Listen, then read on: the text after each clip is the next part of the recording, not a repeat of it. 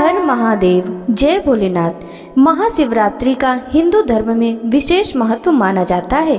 धार्मिक मान्यताओं के अनुसार इसी दिन देवाधिदेव महादेव और माता पार्वती जी का विवाह हुआ था। वैदिक पंचांग के अनुसार फाल्गुन माह के चतुर्दशी तिथि के दिन हर वर्ष महाशिवरात्रि का पावन पर्व मनाया जाता है। इसलिए इस दिन भक्त भगवान शिव और देवी पार्वती के निमित्त व्रत भी रखते हैं और पूरे विधि विधान से पूजा पाठ, खास तौर पर शिवलिंग का अभिषेक करते हैं और कई जगह पर तो भगवान शिव की बारात भी निकाली जाती है।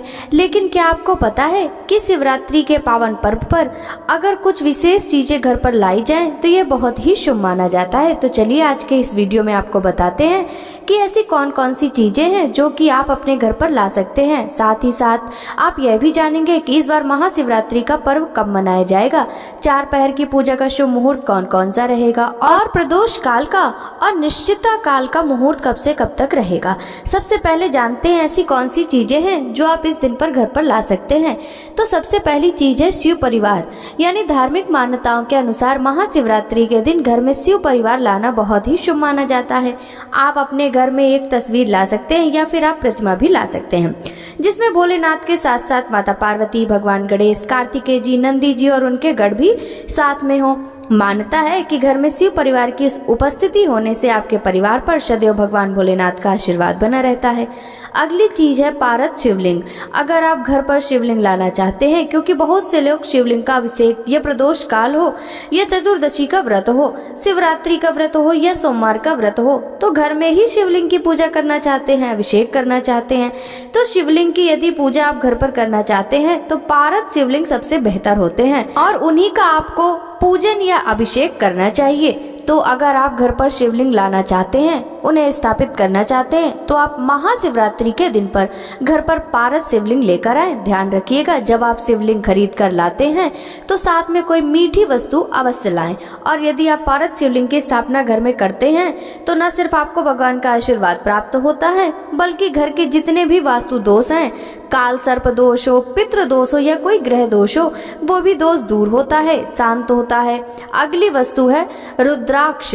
महाशिवरात्रि के दिन घर में रुद्राक्ष लाना बहुत शुभ माना जाता है, भगवान शिव का स्वरूप माना जाता है। रुद्राक्ष को इसलिए अगर आप शिवरात्रि के दिन पर आप रुद्राक्ष खरीद कर लाते हैं तो विधि पूर्वक अभिषेक करके इसे घर में रखते हैं और इसका 108 बार जप करते हैं तो इससे भी आपको भोलेनाथ की कृपा प्राप्त होती है। और इसके साथ ही रुद्राक्ष आपके जीवन के सारे रोग, शोक और दुखों का निवारण भी करता है। आप रुद्राक्ष की माला ला सकते हैं या फिर आप पंचमुखी रुद्राक्ष भी घर में रख सकते हैं।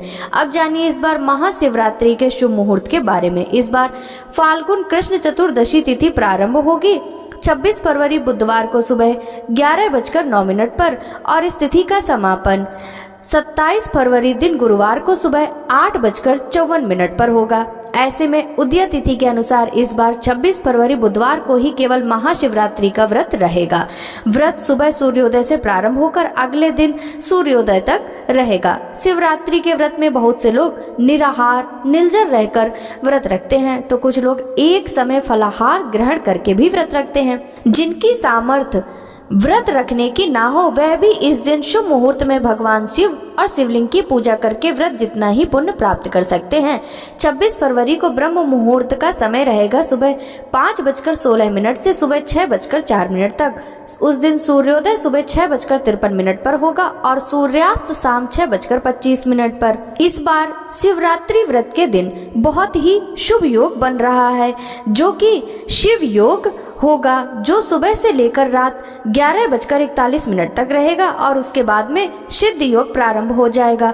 अमृत काल सुबह 6:02 से सुबह 7:31 तक रहेगा। राहु काल जो कि अशुभ मुहूर्त होता है दोपहर 1:30 से दोपहर 3 बजे तक रहेगा और भद्रा सुबह 11:08 से रात 10:05 तक रहेगी। भगवान शिव की पूजा के 4 प्रहर में प्रथम पूजा का मुहूर्त प्रारंभ होगा शाम 6:19 से रात 9:26 तक। वहीं दूसरा पहर रात 9:26 से मध्य रात्रि 12:34 तक। तीसरा पहर पूजा का रात 12:34 से सुबह 3:41 तक और चौथा पहर सुबह 3:41 से लेकर सुबह 6:48 तक रहेगा। वैसे तो भगवान शिव के भक्तों को इन चारों पहर की पूजा करनी चाहिए।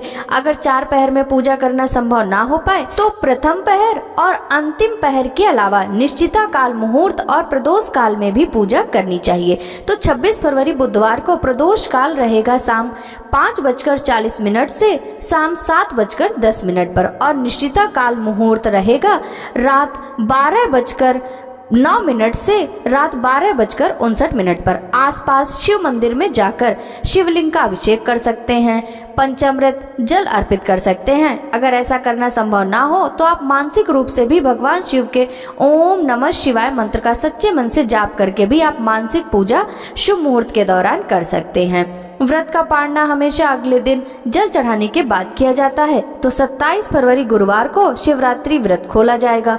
सुबह 6:53 से सुबह 8:54 के बीच में इस समय भगवान शिव को अर्पित किया गया प्रसाद ग्रहण करने के बाद सात्विक भोजन ग्रहण किया जाता है। और क्योंकि इस बार भद्रा का वास पाताल लोक में रहेगा तो पाताल लोक में भद्रा होने से पृथ्वी लोक पर अशुभ मानी जाएगी। ऐसे में भद्रा काल के समय आप पूजा पाठ कर सकते हैं, जलाभिषेक कर सकते हैं। लेकिन जो लोग भद्रा का बहुत ज्यादा विचार मानते हैं तो उन्हें सुबह भद्रा काल लगने से पहले और रात को भद्रा समाप्त होने के बाद पूजा करनी होगी। ये थी आज की वीडियो भक्तों। आशा करती हूँ कि आपको इस वीडियो से मिली जानकारी पसंद आई होगी। वीडियो अच्छा लगा हो तो लाइक जरूर कीजिएगा। आपसे मिलते हैं महाशिवरात्रि की ऐसी अगली वीडियो के साथ। तब तक सभी भक्तों को हर हर महादेव।